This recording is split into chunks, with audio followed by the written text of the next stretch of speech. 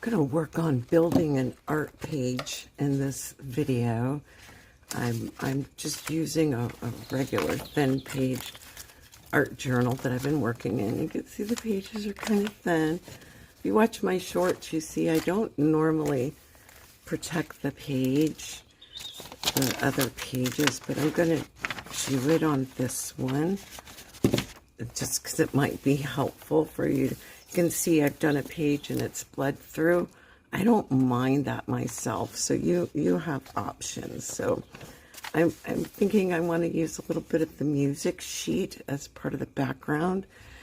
I'm going to use the collage medium because it's been open for a while and I want to get rid of it before it dries out. But you could use Mod Podge, or you could, which I do frequently, is just glue it down. Actually, I think I'm going to do it that way. I think I'm going to just glue it. But I'm going to do the edges of the paper first. I'm using the Ranger Archival ink in waterproof. I don't know exactly where this page is going to flow.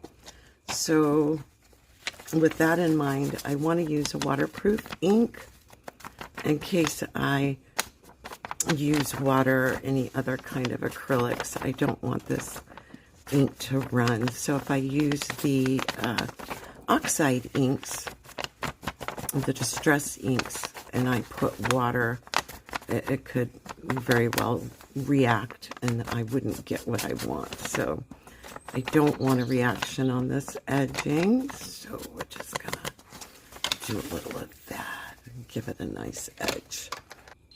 So I went ahead and I glued the back of this, and now I'm just gonna get it in on my journal page here. It's okay if it overlaps. You can either leave it overlapping or just tear it off. So just giving it a good tear. Then I'm going to just get into one of my collage books. Collage Soup is one of my favorites. And pick an image. There's, whoa, so many images to choose from, but I'm going to cut this one out.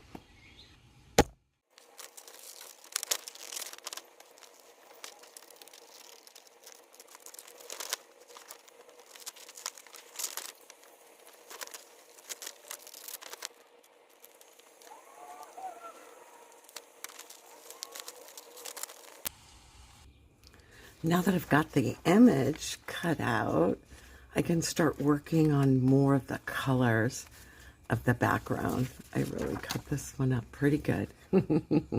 Cut it how you see it. So I'm looking at some of the colors in the images and trying to enhance, not exactly match, but enhance. And these are colors that I use on the regular.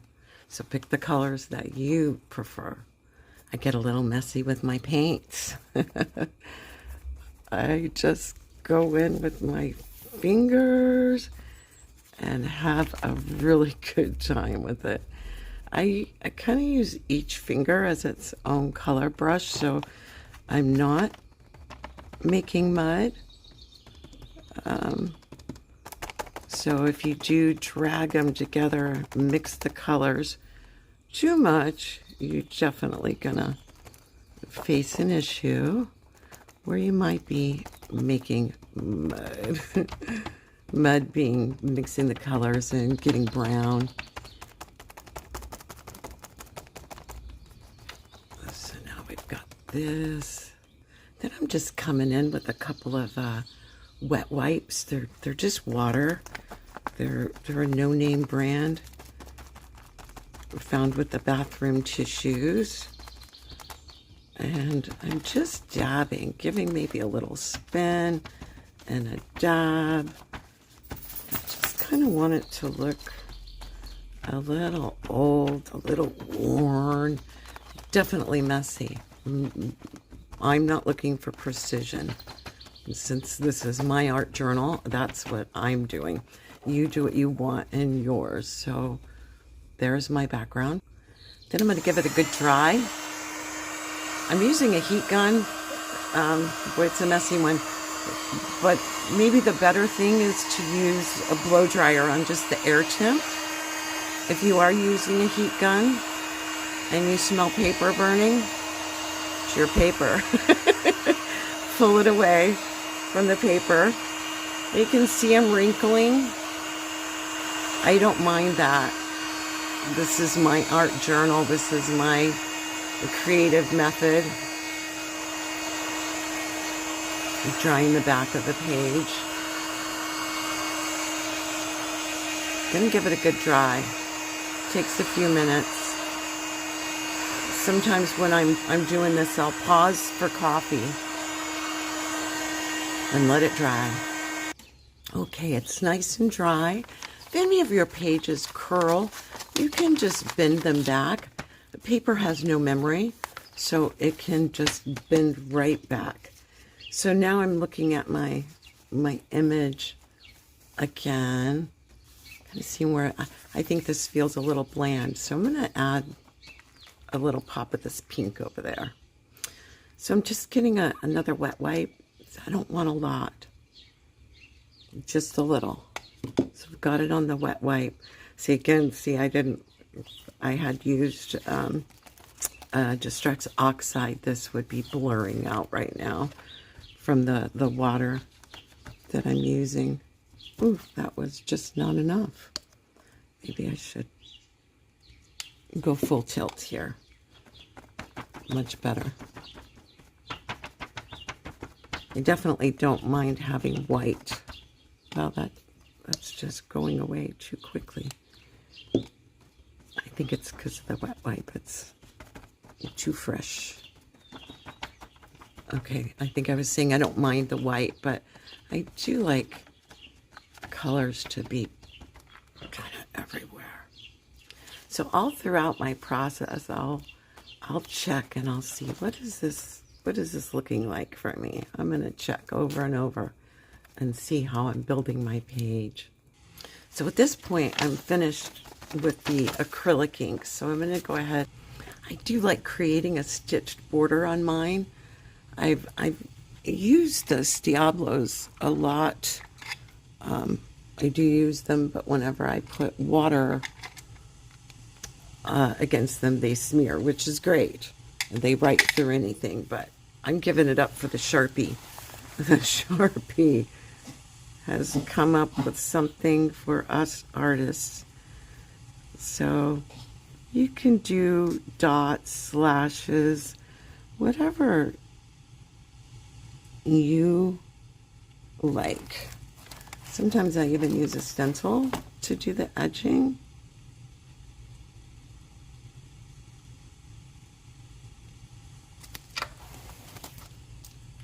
So I've done my running stitch all around. I really like it. It really frames in the piece. See here, I've done one for this page and a separate one for that page. I just think it makes a difference. And then when I do a double page, I make sure to do the running border around it, so it's a framed area. Now I want to start adding some dimension. This is one of my favorite stencils. I use it over and over. I get in the habit of that. I'll find something I really love wildly, and I will use it until I burn out of it, and then I'll find another one. I have dozens. Using this, it's just the best white that I've found, and I have many options of white. This one is the best, and I like the white because it's going to give us a nice soft shadow. You can do it as hard or as light as you want. So that's not too bad. That's not too heavy-handed. Oop. Sometimes when it goes over a really bright color, I will do it really heavy because the contrast is just so amazing.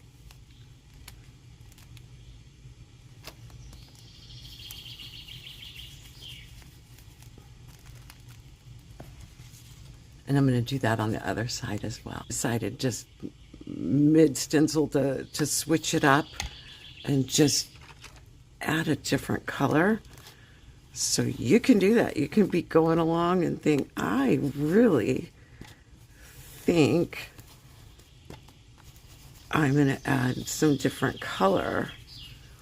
And now I am using an oxide. So at this point, I know I'm not going to be doing water. If I do, it's going to have a nice effect. I love that shadowing. Now I'm going to give it a quick dry because I'm going to keep working on this page and this is wet. So I'm going to give it a quick dry. Doing a fit check again. So when I was laying out this, I cut out a lot of her head. I knew that I wanted something odd in there. And I'm looking at my Stampers Anonymous stamps and I'm thinking, gonna go with this one here. I think that's gonna be like really cool. Going in with the black soot from Ranger ink. It's a Distress Oxide. I'm just gonna get this guy good and inked up. Don't want to over ink him. It's easy to put too much. It's so easy. Okay. And then I'm just always washing those, wiping them off. Just a wet wipe. And keep them lasting long. So now I think I'm ready to glue her on. Just gonna grab the old handy dandy gluer.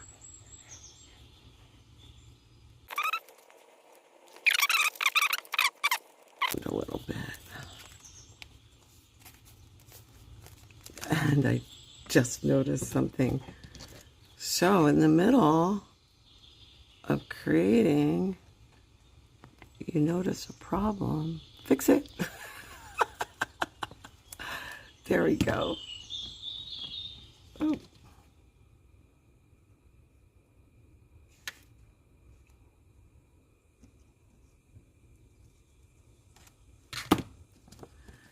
Okay, let's try that again.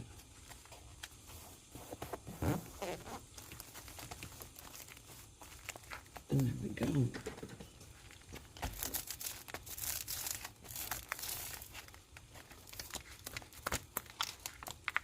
And there you can see good example of bleed through. I just missed this page. I'll go back and do it. I didn't skip it on purpose. Okay. So I'm feeling like I didn't want the hair there, but I still feel like I'm missing something. So I love to put flowers around the face. And I pre-cut these. These are from a collage soup book, and I've just put a little glue on the back, and so I've still got something that's odd, which I love, and frames her face a little more. Usually I fill her face with flowers, but I'm going to leave this one this time. I think I'm going to add another layer over here on this side. I'm going to use the Distressed Oxide Weatherwood.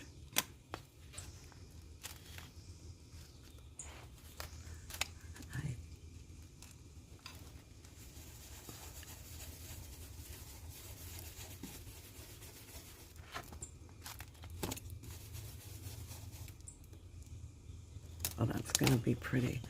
And you don't need to do the whole area. You could just go in and say, oh, just make it even more eclectic. Just hit one spot. And then you can have that. But I am going to do a little bit more.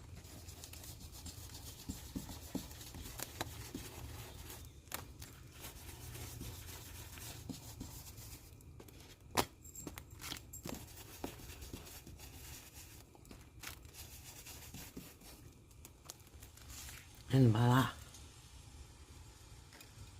I think I want to balance it a little better. So I'm going to add a little skosh of this over here.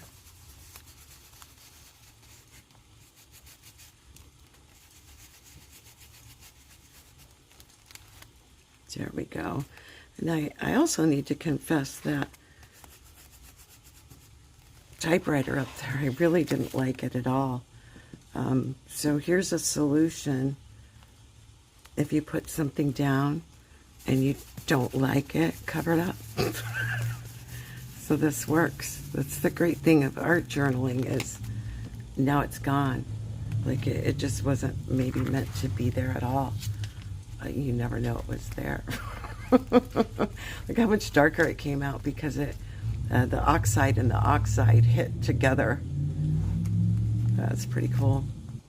And again, hit it with the air, dry it up. So now I feel like I've got a pretty full page, and you could keep adding over here if you wanted to.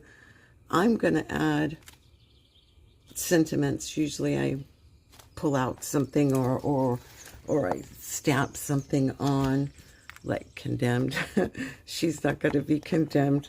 So this time I think I'm gonna just do some writing, just express myself.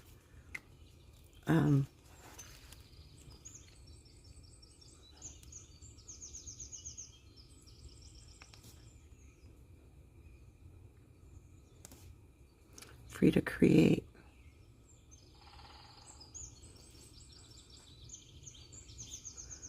Art.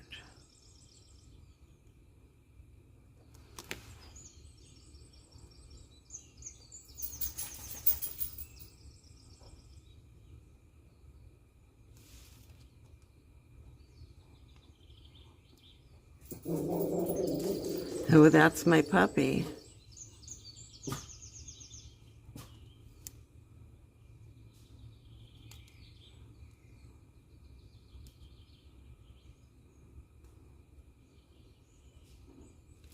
So you make whatever you want, whatever is your personal preference for your writing. Say you wrote something and you're like, oh, I don't really like that. You could come in and cover something up. Just plop something on it. So you can make it what you want to make it. I hope you've enjoyed this tutorial. As you can see, I do quite a bit of this. This is my art journal. And I hope you subscribe and follow along. I'm going to do a couple of art tutorials every month. Thank you.